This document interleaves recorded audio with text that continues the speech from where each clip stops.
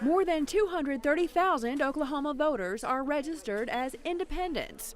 Voters who consider themselves members of the Green Party, the Libertarian Party, the brand new Pirate Party, among others, are officially independents because their parties are not recognized. It's obvious to us that the Democrats and Republicans don't want more competition at the ballot box, and they're reluctant to pass ballot access reform because that's essentially allowing more competition. Compared to many other states, Oklahoma makes it easier for independents to run for office, but makes it more difficult to identify with anything but the two major political parties.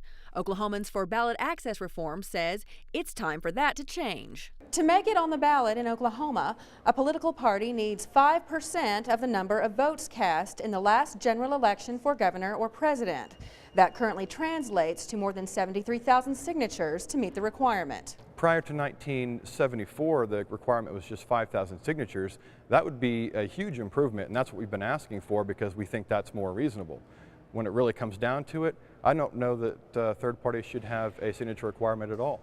Libertarian candidate for U.S. Congress Clark Duffy says the current election laws restrict voter choice. If you go in and see on the ballot it says independent, you don't know if that's a conservative, a libertarian, a liberal, or what. It takes away the ability for voters to understand, who they might be voting for or against. The state administrator of the newly formed Pirate Party is in favor of open primaries. He speculates the July 27th primary may have had a very different outcome if independents had not been excluded from voting. I think it would just make it more open, more people would be encouraged to run. If people feel like they have more of a choice and more of a say-so in the democratic process, I think more people would be on the ballot, more people would bother to come out and vote. The most recent appearance of any third party on the ballot was the Libertarian Party in 2000.